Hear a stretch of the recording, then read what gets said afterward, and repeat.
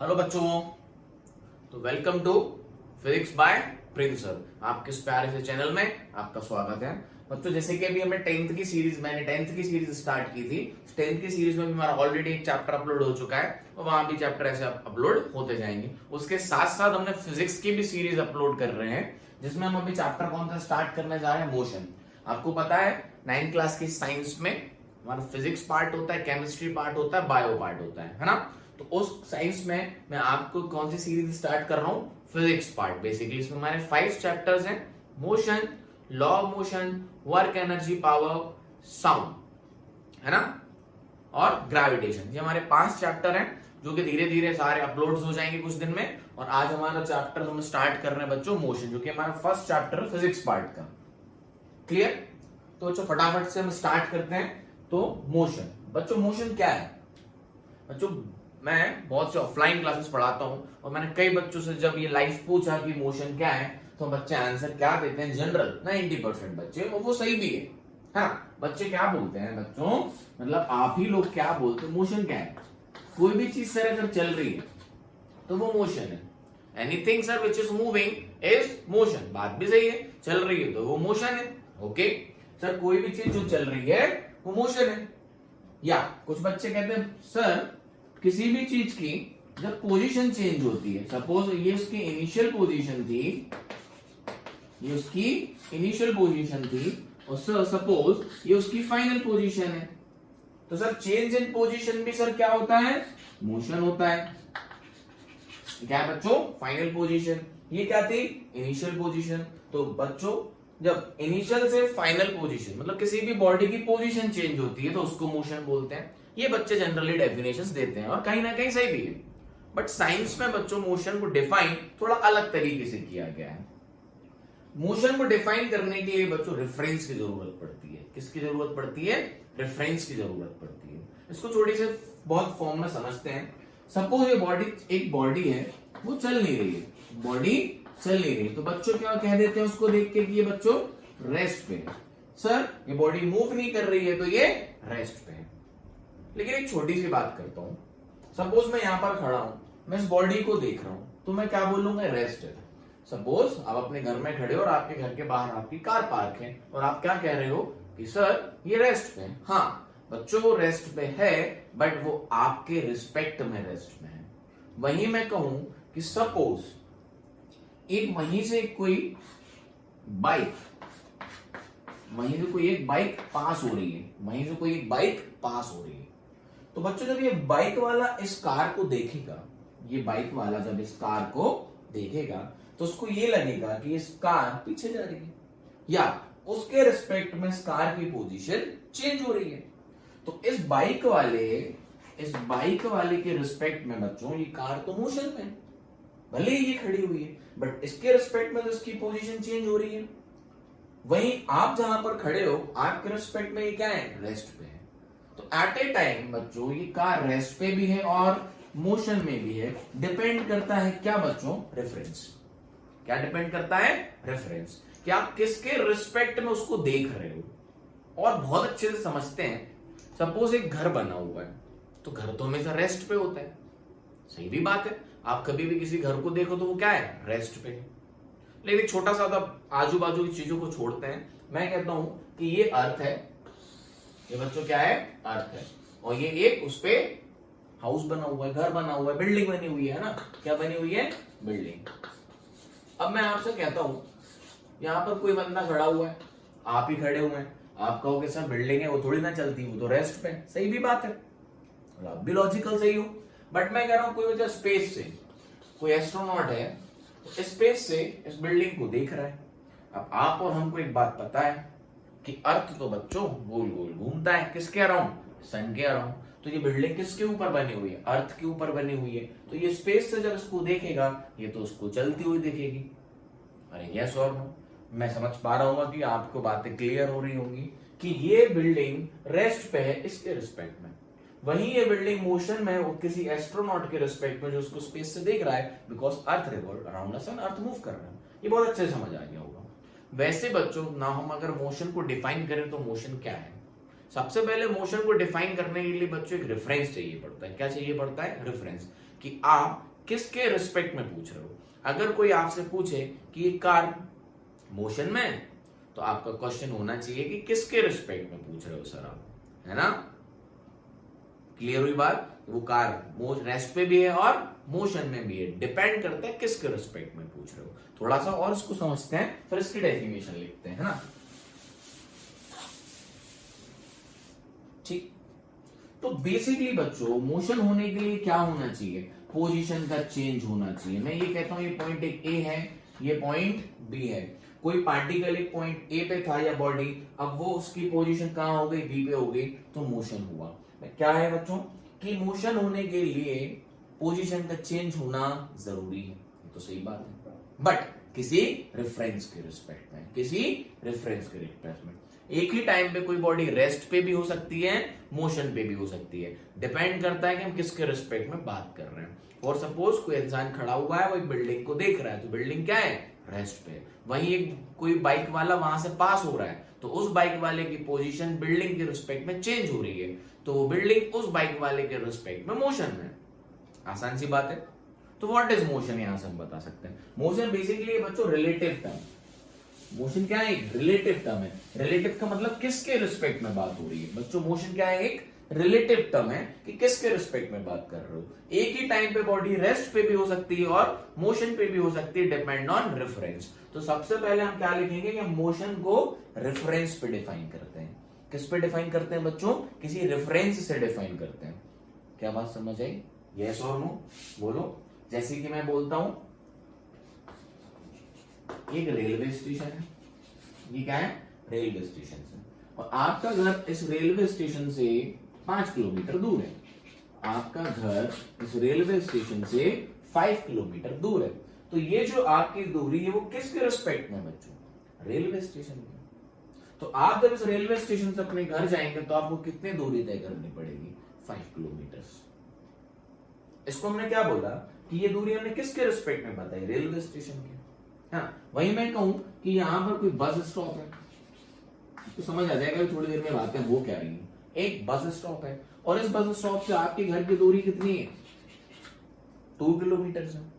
तो जो आपके घर की पोजीशन है वो रेलवे स्टेशन को अगर रेफरेंस लेते हैं तो 5 किलोमीटर है, बस स्टॉप को रेफरेंस लेते हैं तो 2 किलोमीटर है। ऐसे ही बच्चों जो मोशन है वो रिलेटिव टर्म है। वो क्या है, रिलेटिव टर्म। मोशन को अगर हमें डिफाइन करना है तो किसी रेफरेंस को लेके, है ना। एक ही टाइम पे बॉडी रेस्ट पे भी हो सकती है और मोशन में भी हो सकती है। क्लियर है, यस और नो। लास्ट एग्जांपल समझा रहा हूं, उसमें फिर डेफिनेशन पे आते हैं। सपोज बच्चों एक बस है, क्या है, बस है, इसके अंदर बहुत सारे पैसेंजर बैठे हुए हैं, ये सब सीट्स हैं और यहाँ पर बढ़िया पैसेंजर बैठे हुए हैं। ये बस चल रही है, ये बस मूव हो रही है। ये 1, ये 2, ये पैसेंजर नंबर 3, 4, 5, 6। अब बच्चों जो बाहर की दुनिया है, ये तो हिंदी के लेटर्स बनने लग रहे हैं ना, यस। अब बच्चों जो बाहर की पूरी दुनिया जो ये लोग देख रहे होंगे, बाहर पेड़, गाड़ियां पास हो रही होंगी, लोग बैठे होंगे, तो सब इनके रिस्पेक्ट में क्या है, मोशन में है। वो सब बाहर की दुनिया जो भी इसके अंदर बैठे हुए बच्चे, उनके लिए क्या है, वो मोशन में है। लेकिन ये एक दूसरे के रिस्पेक्ट में क्या है, रेस्ट पे है। 1 की पोजीशन 2, 2 की पोजीशन 3, 3 की पोजीशन 4, इनके बीच में कोई भी मोशन नहीं हो रहा है, भले ये बस के अंदर बैठे हैं, तो ये एक दूसरे के रिस्पेक्ट में क्या है, रेस्ट पे है। बट बाहर की पूरी दुनिया इनके रिस्पेक्ट में क्या है, मोशन में। ये बस सपोज यहां पर कोई खड़ा हुआ है, इस बस को देख रहा है, तो ये बस क्या है, ये बस मोशन में, किसके रिस्पेक्ट में, इस बंदे के रिस्पेक्ट में। बट जो इसके अंदर बैठे हैं, जो खुद बस मोशन में, वो एक दूसरे के रिस्पेक्ट में क्या है, रेस्ट पे है। ठीक, मैं कहता हूं ट्रेन जा रही है जिसकी वेलोसिटी, ये ट्रेन है जिसकी वेलोसिटी 5 मीटर पर सेकेंड है, या स्पीड बोल सकते हैं, आएगा स्पीड, आप इतना समझते होंगे। और ये भी दूसरी ट्रेन है जो उसी के साथ में जा रही है, कितने से, 5 मीटर पर सेकेंड में। ये दोनों चल रही है, ये दोनों चल रही है। यहां का पैसेंजर इस वाली ट्रेन के पैसेंजर को देख रहा है। तो जब ये दोनों सेम स्पीड से चल रही हैं, तो इनके बीच में कोई भी पोजीशन का चेंज नहीं होगा, ये बिल्कुल साथ साथ चलेंगी। ये अपने दूसरे पैसेंजर को देखेगा, दूसरी वाली ट्रेन को, वो आमने सामने दिख रहे होंगे उनको, भले दोनों चल रही है, लेकिन एक दूसरे के रिस्पेक्ट में train 1 with respect to 2 is at rest. बाकी बाहर की दुनिया इन सबके रिस्पेक्ट में क्या है, मोशन में है। तो आपको क्लियर हो चुका होगा कि मोशन क्या है। तो मोशन एक रिलेटिव टर्म है, मोशन एक रिलेटिव टर्म है कि आप किसके रिलेटिव में बात कर रहे हो, और मैं कह सकता हूं किसके रेफरेंस में बात कर रहे हो। तो हम यहां से इसकी डेफिनेशन लिखते हैं किसकी, मोशन की। It is defined as change in position of, it is defined as change in position of body, change in position of body with time। देखो बच्चों टाइम तो रुक नहीं सकता, इसलिए हम लिखते हैं विथ टाइम। पोजीशन चेंज कैसे होगी, विथ टाइम में तो होगी। यहाँ पर कोई पार्टिकल है ए, वो चल के पहुंचा बी पे, तो यहाँ से ए से जब बी में जाएगा तो कुछ टाइम गैप तो आएगा, टाइम होगा, ये डिस्टेंस सपोज डी होगा।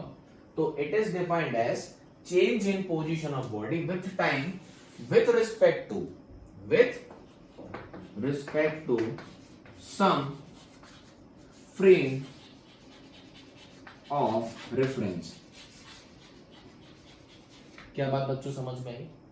It is defined as change in position of body, एक बॉडी की पोजीशन का चेंज होना with time with respect to some frame of reference. किसी भी रेफरेंस के रिस्पेक्ट में अगर बॉडी की पोजीशन चेंज हो रही है तो वो उसके रिस्पेक्ट में मोशन में है। अगर किसी रेफरेंस के रिस्पेक्ट में अगर बॉडी की पोजीशन चेंज नहीं हो रही है तो वो रेस्ट पे। क्या बात समझ में आई? तो बॉडी एक ही टाइम पे रेस्ट पे भी हो सकती है, मोशन पे भी हो सकती है, डिपेंड करता है किसके रिस्पेक्ट में देख रहा हूं। आई गेस आपको समझ आ गया होगा, you are clear with that what is motion. Is it fine? आगे बढ़े, चलिए। तो मोशन क्लियर हो गया कि भैया डेफिनेशन क्या है ना। हमेशा अगर बॉडी चल रही है इसका मतलब ये नहीं है कि बॉडी मोशन में है, ठीक है, और रुकी हुई है तो मतलब नहीं है कि वो मोशन में है, वो रिलेटिव टर्म है। क्लियर हो गया होगा। अब बात करते हैं डिस्टेंस की। क्या बात करते हैं? डिस्टेंस की। ठीक, डिस्टेंस क्या है बच्चों? थोड़ी सी मेरी राइटिंग गड़बड़ है, चला लेना। क्या बात, डिस्टेंस क्या है? अच्छा बच्चों, ये आपका घर है और ये आपका स्कूल है, और ये आपका घर है ना, ये आपका होम है और वो आपका स्कूल है। और जब आप अपने घर से स्कूल जाते हो तो ये पाथ है, यहां होते हुए आप अपने स्कूल पहुंचते हो, ठीक। और मैं आपसे पूछता हूं कि बच्चों आप सुबह सुबह अपने स्कूल जाते हो, कितने किलोमीटर है आपका स्कूल? तो आप कहते हो सर 2 किलोमीटर। ये 2 किलोमीटर है क्या बच्चों? ये जो पाथ है ना, इसकी लेंथ ही तो है जो आप हमें बता देते हो फट से कि आप अपने घर से स्कूल आए हो, कितने किलोमीटर चल के आए हो? सर मैं 2 किलोमीटर चल के आया हूं। और 2 किलोमीटर है क्या? जिस पाथ से आप होके आ रहे हो ना, उसकी लेंथ। क्या बात समझ में? यस और नो? एक दूसरा बच्चा है, ये तो मैंने एक बच्चे से पूछा, एक दूसरा बच्चा है, वो तो कहता है सर मेरा घर तो स्कूल से 1 किलोमीटर है। अच्छा, तो उसका घर यहाँ होगा कहीं सपोज, अब वो कुछ इसके घर से ये पाथ होगा, ये पहले वाला, ये दूसरे वाला, है ना। तो यहां से 2 किलोमीटर और यहां से 1 किलोमीटर। तो इससे पूछा ये कहता है 2 किलोमीटर, और इससे वाले से पूछा तो ये कहता है 1 किलोमीटर। सिंपल सी बात है। अच्छा, तो ये क्या है? What is distance? It is the total length of path between the initial and final position is known as distance. The total length of path between the initial क्या था? आपका घर, और यहाँ final क्या था? स्कूल, रोज सुबह जो आप करते हैं। तो total length of path between the initial and final position is known as distance. Yes or no? बोलो, समझ आ गया? तो distance की definition आप लिख लेना। It is, what is distance? Distance is defined as the total length of path between the initial and final position. तो distance बच्चों थोड़ी सी बात करें इस पे, तो ये क्या है? It, definition तो लिखी ली होगी, depends on path। सही बात है, it depends on path। हाँ बच्चों, जो distance होता है वो किस पे डिपेंड करता है? पाथ पे डिपेंड करता है। क्यों? समझते हैं। ये पॉइंट A है, ये पॉइंट बी है। मैंने 2 लोगों को बोला आपको जाना है, तो एक बच्चे ने ये पाथ लिया और एक बच्चे ने ये पाथ लिया। क्या बात समझे? एक बच्चे ने ये पाथ लिया और एक बच्चे ने सपोज कोई ये पाथ होगा, ये पाथ लिया, तो ये पाथ क्या है 1 और ये पाथ क्या है 2। तो जो ऊपर वाले पाथ की लेंथ है बच्चों वो सपोज 2 किलोमीटर है और नीचे वाले की कितनी है 4 किलोमीटर। ये दोनों चालू एक ही जगह से हुए थे और पहुंचे भी एक ही जगह। इन दोनों का इनिशियल और फाइनल पोजीशन सेम है, बट ये कहां से गए थे इस पाथ से। तो ये आके हमें बताएंगे कि सर मैं 2 किलोमीटर चल के आया, और ये जो भाई साहब थे सेकंड वाले ये हमें बताएंगे सर मैं तो 4 किलोमीटर चल के आया, क्योंकि बेटा आपने लॉन्ग पाथ लिया था और जिस पाथ से आप आए थे उसकी लेंथ 4 किलोमीटर थी। राइट, आसान है समझ में। तो ये किस पे डिपेंड किया, पाथ पे डिपेंड किया। देखो इनिशियल और फाइनल पोजीशन सेम ही है, बट दोनों का आंसर अलग है। ये कह रहा सर मैं 2 किलोमीटर चल गया और ये कह रहा मैं 4 किलोमीटर। क्यों?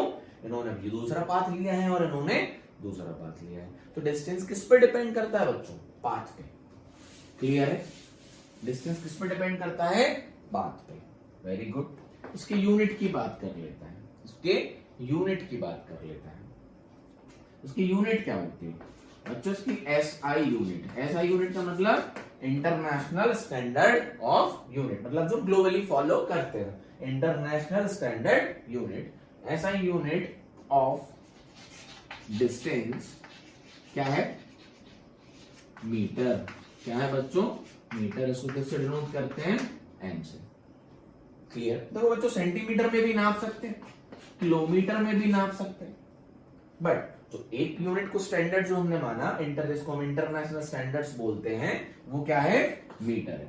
ऐसा नहीं है कि किलोमीटर में भी नहीं नाप सकते, हम जनरली किलोमीटर ही बोलते हैं क्योंकि 1000 टाइम्स मीटर को कर दो तो 1 किलोमीटर हो जाता है। मीटर बोलेंगे तो बहुत लंबा बोलना पड़ेगा ना, इसलिए हमने उसको स्टैंडर्ड यूनिट्स क्या है? मीटर। बट सेंटीमीटर भी होती है और किलोमीटर भी होती है, बट इंटरनेशनल स्टैंडर्ड्स यूनिट्स में इसको किससे रिप्रेजेंट करते हैं? मीटर से। नेक्स्ट बच्चों डिस्टेंस है वो स्केलर क्वांटिटी होती है। क्या होती है? Scalar quantity. अरे सर ये क्या होता है स्केलर क्वांटिटी? स्केलर क्वांटिटी क्या होता है सर? सही भी बात है, पहली बार सुन रहे होंगे 9th क्लास के बच्चे। बेटा क्वांटिटी, फिजिकल क्वांटिटीज क्या होती है बच्चों? फिजिकल क्वांटिटी वो होती है जिनको हम मेजर कर सके। जैसे कि लेंथ क्या है? फिजिकल क्वांटिटी है। उसी लेंथ को ही तो मेजर किया है जिसको हमने बोला है डिस्टेंस बिटवीन द 2 पॉइंट्स। अब बच्चों ये फिजिकल क्वांटिटी है, 2 टाइप की होती है। कितने टाइप की होती है? 2 टाइप की। एक होती है स्केलर और एक होती है vector.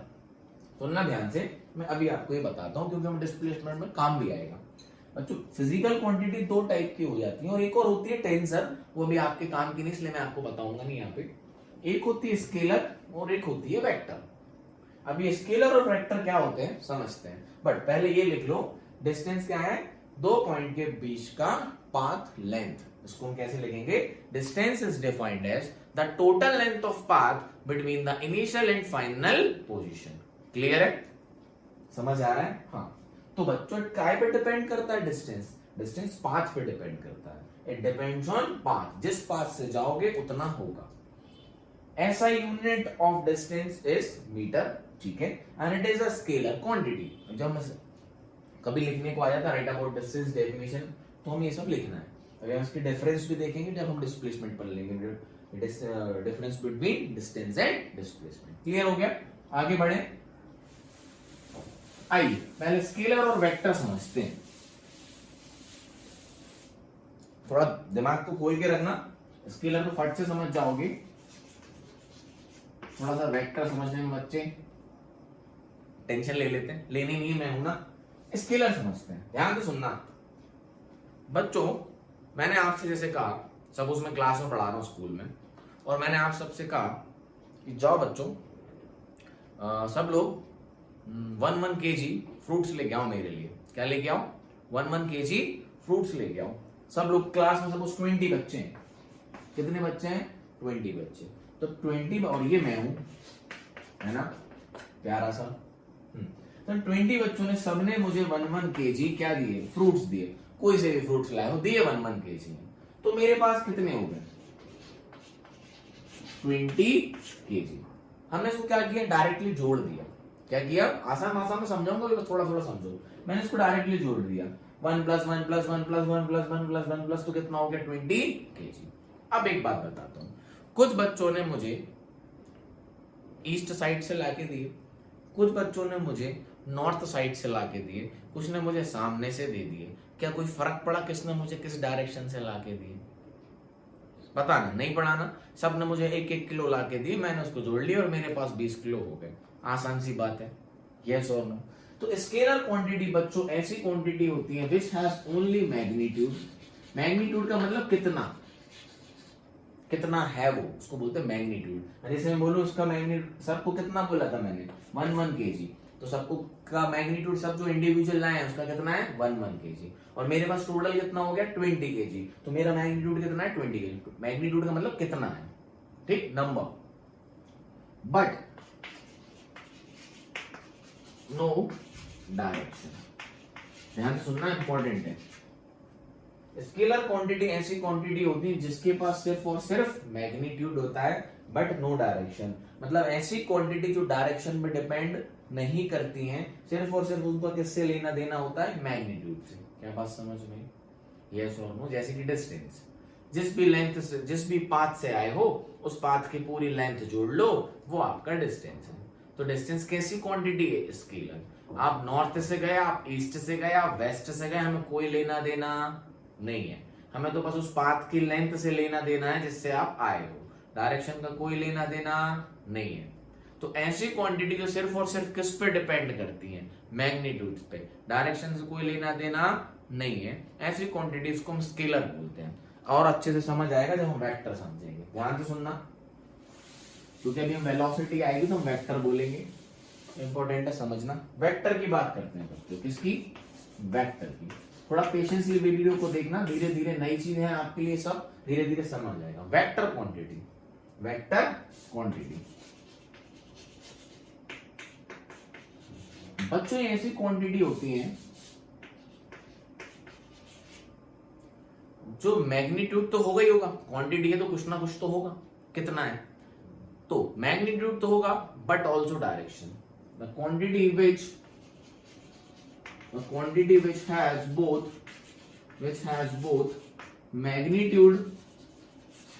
both magnitude and direction are known as vector quantity। आप सुनना ध्यान से, बड़ी मजेदार चीज है। मैंने दो बच्चों को बुलाया और बोला एक मुझे यहां खींच और एक मुझे यहां खींच, समझ में आया?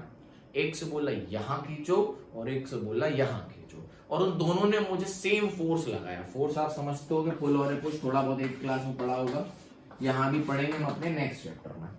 तो इसने, जो आपको पता होगा फोर्स की यूनिट न्यूटन होती है, तो इसने मुझे 5 न्यूटन से यहां खींचा और इसने 5 न्यूटन से मुझे यहां खींचा, ठीक। मैं कहां जाऊंगा, ना तो मैं यहां जाऊंगा ना तो मैं यहां जाऊंगा। इन दोनों ने मुझे बराबर बराबर फोर्स से खींचा था, तो मैं कहीं नहीं गया, ना तो यहां गया वेस्ट ना तो यहां गया ईस्ट। क्लियर, यस और नो? हुआ क्या, सोच के देखो,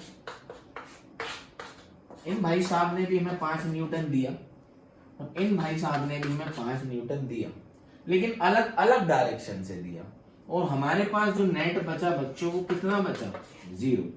और आसान है समझना, एक ने मुझे 5 न्यूटन से यहां खींचा, एक ने मुझे 5 न्यूटन से यहां खींचा। मैं कहां गया, मैं कहीं नहीं गया, बट मुझे मिला कितना, 5 इसने भी दिया 5 इसने भी दिया, लेकिन मुझे मिला कितना, 0। और सपोज ये भाई साहब ना देते और यही मुझे अगर 5 न्यूटन से यहां खींच रहे होते तो मैं 5 न्यूटन से इस तरफ चल रहा होता, समझ आया? और सपोज किसी ने मुझे 5 से यहां खींचा और 3 से यहां खींचा, तो मैं यहां कितने से जाऊंगा, 2 से। क्यों आपने ऐसा कर दिया, सर 5 इधर है 2 उधर है, तो 5 - 2 आप 3 से जाओगे। तो ये क्वांटिटी कैसे ऐड हो रही है, इनको बोलते हैं वेक्टर एडिशन, जो आप 11th क्लास में पढ़ोगे, अभी उसका रिक्वायरमेंट नहीं है। बट ये डायरेक्टली ऐड नहीं हुई। अभी क्या हो रहा था, मुझे किसी ने 1 kg जब सब चीजें दी तो मैंने डायरेक्टली ऐड करके बोल दिया कि 20। बट जब अब किसी ने मुझे फोर्स लगाया 5 इधर और 5 इधर, तो हमने क्या बोला, 5 + -5, 5 + -5 0। तो ये डायरेक्शन पे डिपेंड कर रहा है बच्चों, फोर्स किस पे डिपेंड कर रहा है, डायरेक्शन पे। और दोनों इसी तरफ लगाते तो मैं 10 से यहां चलने लगता। क्या बातें क्लियर हो रही हैं? फोर्स किस पे डिपेंड करता है, बस इतना ही समझना वेक्टर और स्केलर है क्या। फोर्स ऐसी क्वांटिटी डायरेक्शन, देखो आगे धक्का दोगे किसी चीज को तो आगे जाएगी और पीछे धक्का दोगे तो पीछे जाएगी। तो फोर्स लगाने से पहले हम डायरेक्शन भी तो सोचते हैं किस तरफ लगाना। क्या बात समझ में आई, क्लियर हुआ होगा थोड़ा बहुत। तो ऐसी क्वांटिटीज जो मैग्नीट्यूड भी होता है और डायरेक्शन पे डिपेंड करती हैं, उनको हम क्या बोलते हैं, वेक्टर। जैसे कि फॉर एग्जांपल फोर्स को ऐसी क्वांटिटी है, वेक्टर। उसके बाद वेलोसिटी, तो वेलोसिटी कैसी क्वांटिटी है बच्चों, वेक्टर। आप पढ़ेंगे, अभी हम इसको पढ़ेंगे इसी चैप्टर में। मोमेंटम ये कैसी क्वांटिटी है, वेक्टर। और बहुत सारी क्वांटिटी जो आपने अभी सुनी भी नहीं होंगी, तो ये वेक्टर होती है। स्केलर बोलूंगा तो क्या बोल सकता हूं, केजी कैसी क्वांटिटी है, स्केलर। किलोग्राम बोलो। टाइम कैसी क्वांटिटी है, टाइम को क्या डायरेक्शन पे डिपेंड होता है कि नॉर्थ में कितने बज रहे हैं, ईस्ट में कितने बज रहे हैं, ऐसे नहीं बोलते हम। टाइम इतना हो रहा है, ये इतने केजी है। अरे बात समझ में आई। टेम्परेचर, ये सब क्या है, ये सब स्केलर है बच्चों। और बहुत है क्वांटिटीज, स्केलर है, ये वेक्टर है। तो जो क्वांटिटी सिर्फ मैग्नीट्यूड पर डिपेंड करती हैं, डायरेक्शन से कोई लेना देना नहीं है, that are known as scalar. The quantities which depends on only on magnitude but not in direction are known as scalar, but the quantity which depends on both magnitude and direction, or you can say the quantities which has both magnitude and direction are known as vector quantities. Is it clear? इसलिए distance कैसी quantity है, total length of path है। जिस भी path से आओ फिर जोड़ देना, कहां से आ रहा हो हमें लेना देना नहीं है, तो वो कैसी क्वांटिटी है, स्केलर। समझ आ गया होगा। आई होप आपको थोड़ा क्लियर हुआ होगा कि वेक्टर और स्केलर कैसा है। तो अपन ने डिस्टेंस की चर्चा कर ली है कि what distance. Now we come to displacement. फिर साथ में क्वेश्चन देखेंगे दोनों के।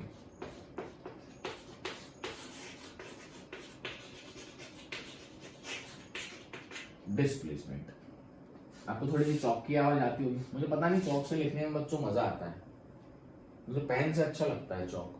अब अपना अपना वो है, इसलिए मैं चौक से पढ़ाने की कोशिश कर रहा हूं, देखता हूं आपको कितना अच्छा लगता है। डिस्प्लेसमेंट ये क्या है बच्चों, इट इज द, फिर समझाता हूं पहले definition. It is the shortest distance, it is the shortest distance between initial and final position. It is the shortest distance between initial and final position of any body. That is known as displacement. क्या बात समझ आई? Yes or no? इसको समझते हैं थोड़ा सा अच्छे से। ये पॉइंट ए है और ये पॉइंट बी है।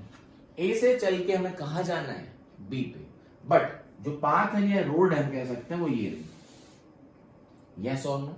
जिसकी लेंथ है 2 किलोमीटर और एक और रास्ता है यहां जाने का जो कि बच्चों ये रहा। सर सब टेढ़े रास्ते हैं क्या आपके? अरे एग्जांपल ले रहा हूं, सीधे भी हो सकते हैं। ये 2 किलोमीटर है और ये 4 किलोमीटर है। तो इस पाथ से जाएगा जब कोई तो 2 किलोमीटर जाना पड़ेगा, इस पाथ से जब कोई जाएगा तो 4 किलोमीटर जाना पड़ेगा, है ना। बट इसका शॉर्टेस्ट डिस्टेंस क्या होगा? What is displacement? It is the shortest distance between initial and final position. तो किसी दो पॉइंट के बीच में शॉर्टेस्ट डिस्टेंस क्या हो सकता है बच्चों? मुझे पता है, आपको पता है, आप मन में सोच रहे होंगे sir straight line, straight line से छोटा कुछ भी नहीं हो सकता। तो बच्चों इधर से इधर स्ट्रेट लाइन, यही तो शॉर्टेस्ट पाथ हुआ।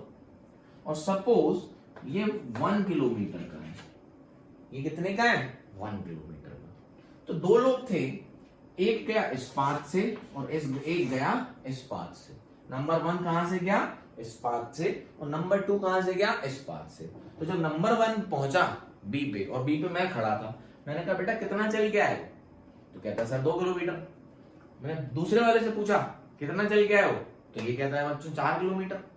ऑब्वियस सी बात है, जो पाथ लेके वो आए हैं उसकी लेंथ बता रहे हैं, ठीक, अपना अपना डिस्टेंस उन्होंने बता दिया। बट दोनों का डिस्प्लेसमेंट कितना हुआ? 1 किलोमीटर। समझ आया? ये 2 किलोमीटर डिस्टेंस कवर करके आए थे, लेकिन इनका डिस्प्लेसमेंट कितना हुआ 1 किलोमीटर, और ये 4 चल के आए थे तो भी इनका डिस्प्लेसमेंट कितना है 1 किलोमीटर। मतलब इसका बेसिकली मतलब समझना कि अगर ये सीधे रास्ता बना दिया जाए यहां से, हालांकि सपोज वहां नहीं था, कि अगर यहां से सीधा बनाया जाए तो कितना दूरी जाना पड़ेगा 1 किलोमीटर। मान लो इनके पास हेलीकॉप्टर होता, मान लो भाई साहब के पास रईस आदमी एकदम बड़े आदमी है, तो इनके पास हेलीकॉप्टर होता, तो क्या वो यहां से जाते हेलीकॉप्टर लेके? नहीं सर, वो यहीं से सीधे जाते हेलीकॉप्टर लेके। जब हेलीकॉप्टर लेके जाते तो 1 किलोमीटर चलते। बात समझ में आई कि नहीं? हो सकता है रोड भी हो तो वो 1 किलोमीटर है। So what is displacement? Displacement is the shortest distance between the initial and final point or the shortest distance between the two points. It is known as displacement between the two points. और वो क्या हो सकता है सबसे shortest बच्चों? वो हो सकता है स्ट्रेट लाइन। क्या बात समझ में है? इतनी बात क्लियर है? बोलो। और अगर यही रोड होता तो डिस्टेंस और डिस्प्लेसमेंट सेम होता, लेकिन इन दोनों का डिस्टेंस और डिस्प्लेसमेंट सेम नहीं है। इनका डिस्टेंस कितना है 2 किलोमीटर और डिस्प्लेसमेंट 1 किलोमीटर। इनका डिस्टेंस कितना है 4 किलोमीटर बट डिस्प्लेसमेंट 1 किलोमीटर। समझ आया? यस और नो? और अगर रोड सीधा होता तो इनका डिस्टेंस और डिस्प्लेसमेंट सेम होता। ये मैं क्यों बता रहा हूं? क्योंकि बस अभी आने वाला है, इसको बहुत अच्छे से समझना है। चलिए समझते हैं। अब तो डेफिनेशन आप लिख ही लियो। आप इसके बारे में बात करते हैं। क्या ये पाथ पे डिपेंड करता है? नहीं। Displacement does not depends on path. ये पाथ पे डिपेंड करते नहीं। आपने देखा ही होगा 2 किलोमीटर से गए थे लेकिन डिस्प्लेसमेंट कितना है 1, तो ये पाथ पे डिपेंड नहीं करता। कहीं से भी जाइए ये शॉर्टेस्ट डिस्टेंस ही होगा। यस और नो? यस और नो? ना उसकी यूनिट की बात करते हैं। SI unit. तो इनकी SI यूनिट भी मीटर होती है, इनकी SI यूनिट भी बच्चों मीटर होती है। ध्यान से सुनना। दूसरी बात करते हैं बच्चों, जो डिस्प्लेसमेंट है ये वेक्टर क्वांटिटी है। क्या है? It is a vector quantity. कैसी क्वांटिटी है? वेक्टर क्वांटिटी है। कैसी क्वांटिटी है? वेक्टर क्वांटिटी है। किसकी बात कर रहे हैं? डिस्प्लेसमेंट की बात कर रहे हैं। किसकी बात हो रही है यहाँ पे? डिस्प्लेसमेंट जो पढ़ा है सर। तो ऐसा यूनिट इनकी भी मीटर है, ये वेक्टर क्वांटिटी है। ये वेक्टर क्यों है मैं समझाता हूं। क्योंकि इट डिपेंड्स ऑन डायरेक्शन। क्यों? डायरेक्शन डालना पड़ रहा है। ध्यान से सुनना। ये अपना पॉइंट ए था, ये अपना पॉइंट बी था। रोड में कह रहा हूं बच्चों ऐसी थी, ठीक? ये पाथ था यहां से वहां जाने का। बट जब मैं बोल रहा हूं डिस्प्लेसमेंट बताइए, तो डिस्प्लेसमेंट बताने के लिए आपको डायरेक्शन बताना पड़ रहा है कि भैया डिस्प्लेसमेंट तो ये है। समझ में आ रहा है? इस डायरेक्शन में जाओ अगर डिस्प्लेसमेंट में जाना है। और इसको थोड़ा सा अच्छे से एलाबोरेट करते हैं। ध्यान से सुनना। मैं कहता हूं इनिशियल पोजीशन ये है, यहां से हमें जाना है, और फाइनल पोजीशन ये है जहां हमें जाना है। तो हम कहते हैं यहां पर एक कार्टेशियन कोऑर्डिनेट डाल दो। यस और नो? क्लियर? तो ध्यान से सुनना। ये क्या होता है बच्चों? ये होता है नॉर्थ डायरेक्शन, ये होता है साउथ डायरेक्शन, ये होता है वेस्ट डायरेक्शन, ये होता है ईस्ट डायरेक्शन। क्लियर? हमें जाना कहां है? हमें यहां जाना है। तो ये रहा हमारा पाथ। क्लियर? यस और नो? तो मैं अपनी गाड़ी का मुंह इस तरफ कर लूं और इस लाइन पे चला जाऊं तो मैं सीधा ए से बी चला जाऊंगा। यस और नो? या मैं अपना हेलीकॉप्टर लूं ए पे और इस तरफ फेस करके उड़ूं तो डायरेक्ट बी पे पहुंच जाऊंगा डिस्प्लेसमेंट पे। यस और नो? लेकिन इस तरफ फेस करने के लिए डायरेक्शन डालना पड़ेगा। मान लीजिए मैं ए पे था और ये एंगल मैं कह देता हूं 30 डिग्री। समझाने के लिए बता रहा हूं ये कैसे वेक्टर है। समझ नहीं आता नहीं तो बच्चों की कैसे वेक्टर हो रहा है ये। तो ये कितना है 30 डिग्री है। तो मैं क्या कहूंगा, एक काम करो, आप अपना फेस करो ईस्ट की तरफ। कहां करो? ईस्ट की तरफ। और 30 डिग्री चले जाओ साउथ। मान लो ये दूरी कितनी है 2 किलोमीटर।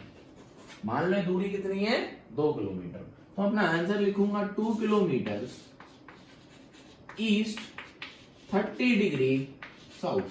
समझ में आया? आपको कहां जाना है?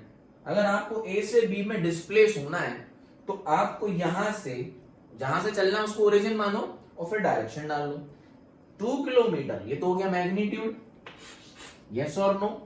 और ईस्ट 30 डिग्री साउथ, ये साउथ है, तो ईस्ट 30 डिग्री साउथ में आप मुड़िए और 2 किलोमीटर चलिए, आप बी पे पहुंच जाएंगे। तो ये क्या है? ये डिस्प्लेसमेंट है, यस और नो।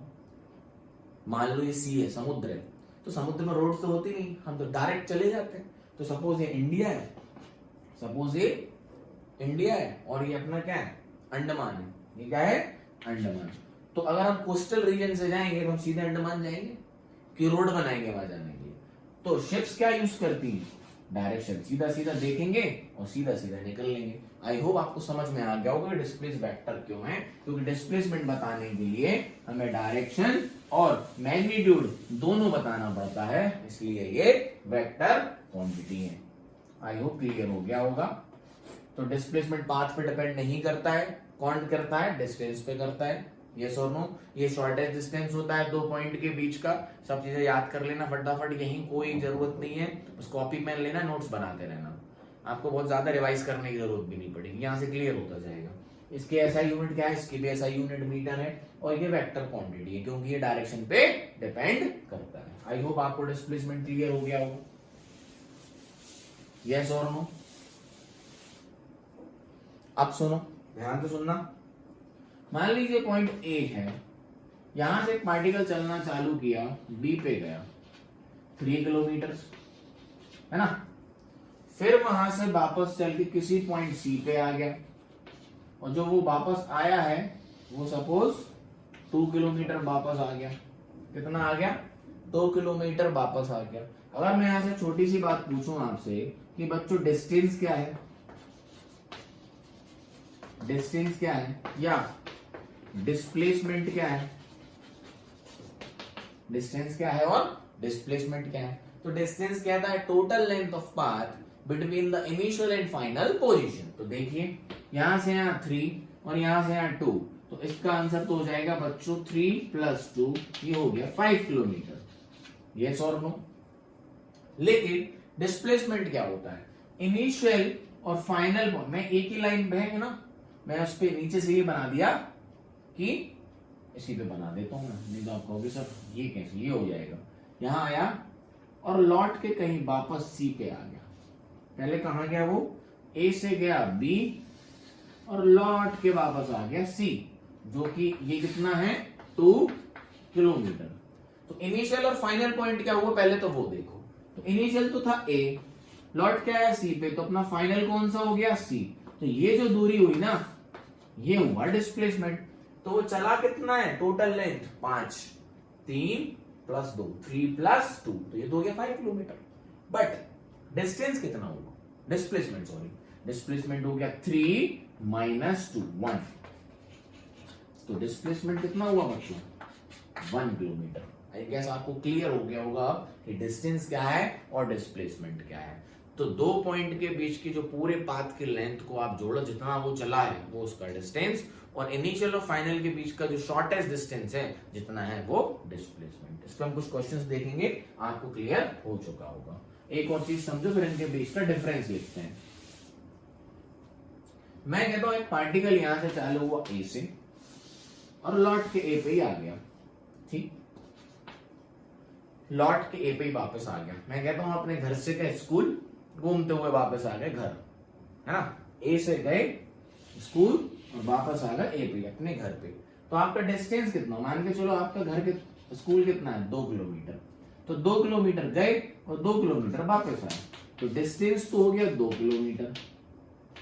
कितना हो गया? 2 + 2, 4 किलोमीटर। 2 जाना और 2 आना। डिस्प्लेसमेंट कितना हुआ?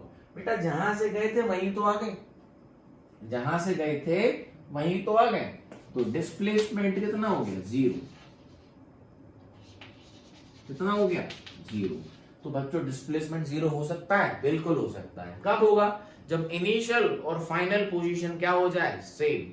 जब इनिशियल और फाइनल पोजीशन क्या हो जाए? सेम, तो हमारा डिस्प्लेसमेंट 0 हो जाता है। क्या डिस्टेंस 0 हो सकता है? नहीं हो सकता। ये तो सर कहीं भी जाएंगे तो लेंथ तो जोड़नी है, तो डिस्टेंस जीरो नहीं हो सकता, डिस्प्लेसमेंट जीरो हो सकता है। समझ में आया? यस और नो? एक और चीज समझो, फिर इनके फटाफट वो डिफरेंस लिखते हैं और क्वेश्चन करते हैं। देखो ध्यान से, बेटा बहुत मैं एक्सप्लेन कर रहा हूँ बहुत ज्यादा, इसलिए थोड़ा सा वीडियो लेंथी होंगे, क्योंकि पूरे कंसेप्ट अच्छे से बैठ जाए दिमाग में। आप अभी बहुत छोटे हो तो कभी कभी प्रॉब्लम हो जाती है समझने में, इसलिए इसको टाइम लेके समझा रहा हूँ। तो वीडियो पूरा देखना आराम से, पेशेंटली, ठीक है? तो ये नॉर्थ, ये साउथ, ये ईस्ट और ये वेस्ट, ये अपना ओरिजिन ओ। अब क्या हुआ, कोई ईस्ट की तरफ चला, ठीक? कहां चल रहा है? ईस्ट में। ये लो, मैं स्ट्रेट लाइन मोशन की बात कर रहा हूं। मोशन कहां है? अभी स्ट्रेट लाइन में है, ठीक? और 5 किलोमीटर गया, कहां गया? 5 किलोमीटर। तो डिस्टेंस कितना हुआ और डिस्प्लेसमेंट कितना हुआ? अभी क्योंकि मोशन स्ट्रेट लाइन में ही है सर, और वापस नहीं आया, वो यहां तक गया है, तो डिस्टेंस और डिस्प्लेसमेंट 5 किलोमीटर ही है। यस और नो? तो यहां से एक पॉइंट समझना, जब भी मोशन स्ट्रेट लाइन में हो विदाउट रिवर्सिंग द डायरेक्शन, मतलब सीधे सीधा चल रहा है स्ट्रेट लाइन में, मुड़ नहीं रहा है कहीं भी, वापस भी नहीं मुड़ रहा है स्ट्रेट लाइन में, बस सीधे सीधे चल रहा है स्ट्रेट लाइन में, तो जब भी मोशन स्ट्रेट लाइन में है तो डिस्टेंस और डिस्प्लेसमेंट बराबर होंगे? बिल्कुल होंगे। क्यों? अगर ये ए है और ये बी है और ये स्ट्रेट लाइन में है, तो डिस्टेंस कितना हुआ? 5 किलोमीटर। तो डिस्प्लेसमेंट भी कितना हुआ? 5 किलोमीटर। मतलब ये पलट नहीं रहा है। तो यहां से हम एक पॉइंट बोल सकते हैं, distance and displacement can be equal, बराबर हो सकते हैं? हाँ सर, हो सकते हैं। Distance and displacement can be equal only and only when the particle travels in a straight path. When the particle travels in a straight path without reversing its direction. Direction ही बदलना चाहिए, direction बदलेगा तो displacement कम हो जाएगा, distance बढ़ता जाएगा। समझ आया? So the distance can be equal to displacement. मैं डिस्प्लेसमेंट को छोटे डी से बता देता हूं और डिस्टेंस को कैपिटल डी से। तो डिस्टेंस और डिस्प्लेसमेंट बराबर हो सकते हैं, डिस्टेंस और डिस्प्लेसमेंट बराबर हो सकते हैं। कब? When the particle travels in a straight path without reversing direction. Clear है? अच्छा, अब मान लो लौट के आ रहा है, मान लो लौट के आ रहा है, इसी पे आ रहा है लौट के, है ना? मैं नीचे बना देता हूं, नहीं तो समझ नहीं पाओगे। तो यहां से तो गया था और लौट के आ रहा है और यहां आ गया, ठीक? तो 5 गया और 5 वापस आ गया, तो डिस्टेंस कितना हो गया? 10, लेकिन डिस्प्लेसमेंट कितना है? 0। समझ आया? और अब वो यहां रुका नहीं है, यहां निकल गया। क्या बात समझ में आई?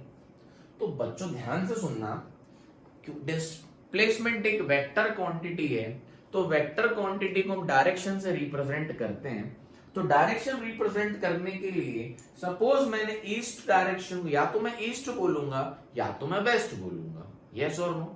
फॉर सपोज मैंने ईस्ट बोला, ठीक, लेकिन ये घूम के कहां पहुंच गया?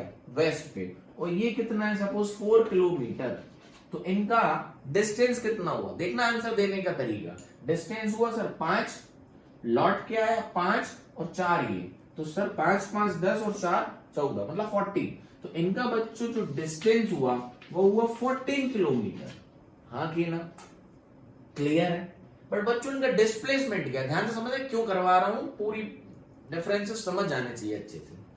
यहां से चला 5 और 5 वापस आया, ये तो 0 हो गया, डिस्प्लेसमेंट 0 हो गया ना, इनिशियल फाइनल, यहां तो बराबर हो गया।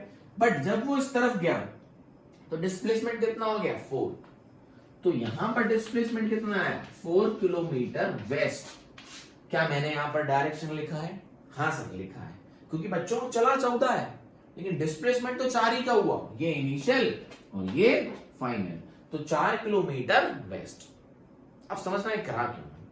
बच्चों डिस्प्लेसमेंट को या वेक्टर क्वांटिटीज को हम डायरेक्शन से रिप्रेजेंट करते हैं और उसमें प्लस माइनस का यूज करते हैं। ध्यान से सुनना, मैंने बोला ईस्ट को मैंने मान लिया प्लस और वेस्ट को मान लिया माइनस। समझ में आया? यस और नो? तो जैसे कि अगर मेरा पार्टिकल ए से चल के बी पे पहुंचा था, अकेली यही थी जर्नी, तो जो मेरा डिस्प्लेसमेंट था वो होगा +5। मतलब हम समझ जाएंगे, प्लस का मतलब हमने क्या मान रखा है? ये डायरेक्शन प्लस तो ये डायरेक्शन माइनस, अथवा और ये डायरेक्शन प्लस तो ये डायरेक्शन माइनस, और हम उससे दिमाग लगा लेंगे कि माइनस प्लस क्यों लगा हुआ है, ध्यान से सुनना।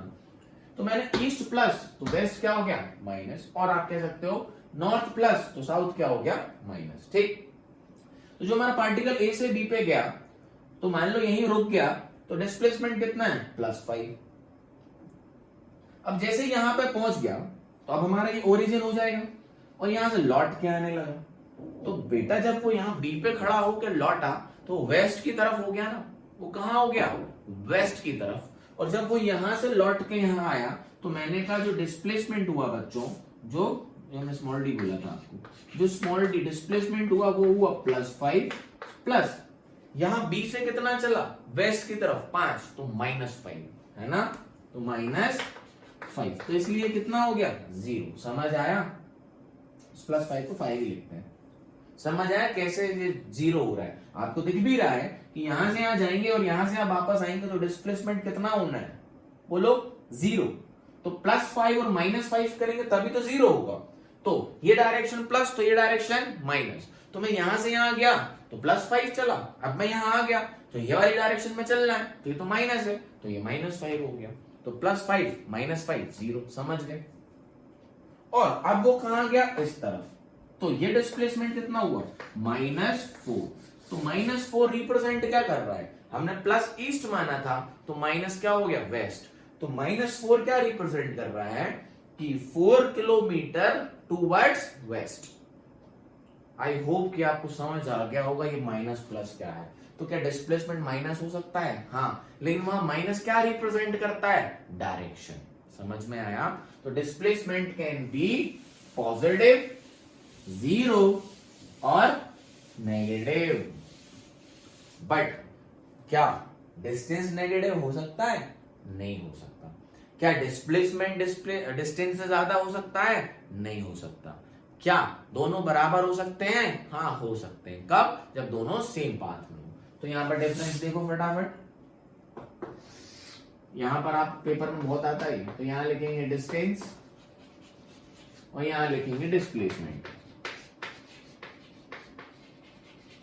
पहला पॉइंट आप खुद लिखेंगे, मैं आपके लिए छोड़ रहा हूं। यहां लिखेंगे डिस्टेंस की definition, total length of path, total length of path between initial and final. यहां क्या लिखोगे शॉर्टेस्ट डिस्टेंस, यहां क्या लिखोगे बच्चों शॉर्टेस्ट डिस्टेंस, है ना। यहां क्या लिखोगे, इसकी ये कैसी स्केलर है, इसको डायरेक्शन से कोई लेना देना नहीं है। ये कैसी है बच्चों वेक्टर है, ये स्केलर है, ये वेक्टर है। डिस्टेंस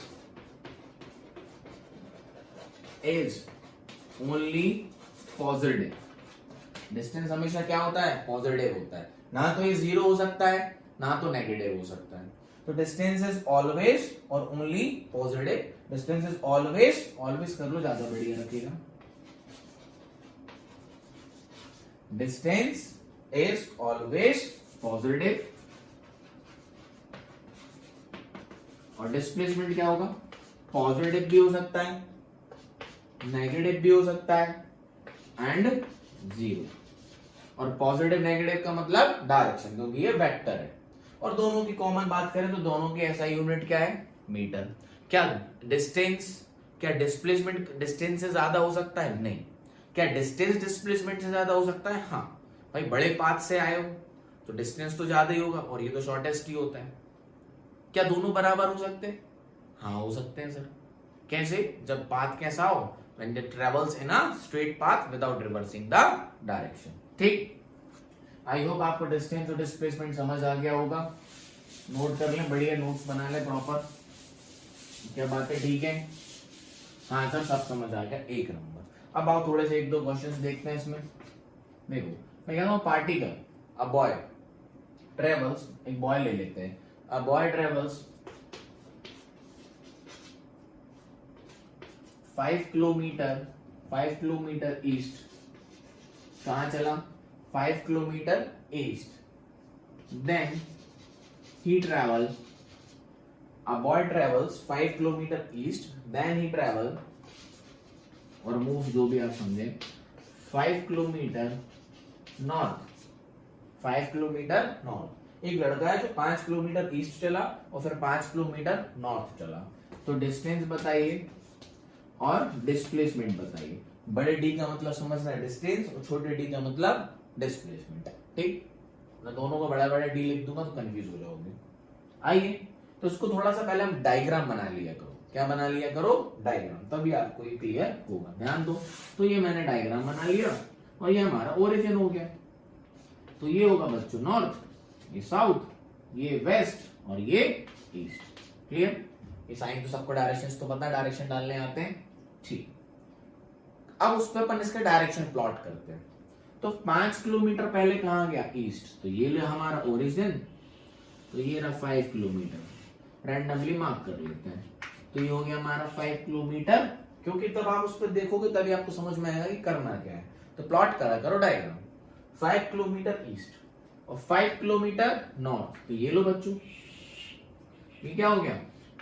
5 किलोमीटर नॉर्थ हो गया। खत्म। यहां से चला था ओ और यहां पहुंच गया ए पे। ओरिजिन ओ से चला था तो ये हो गई इनिशियल पोजीशन और ये हो गई फाइनल पोजीशन। ठीक, 5 kilometre east, 5 kilometre north. Plot कर दिया। डिस्टेंस क्या है? Total length of path between initial and final position. So 5 plus 5, यही तो टोटल लेंथ। 5 प्लस 5 तो कितनी हो गई? 10 किलोमीटर। अरे यस और नो? What is displacement? तो बच्चों ध्यान से देखो, shortest distance between initial and final position, तो क्या यही तो है? यस और नो? यही तो है शॉर्टेस्ट। तो जो भी इसकी लेंथ होगी ये क्या होगा? डिस्प्लेसमेंट। क्लियर है?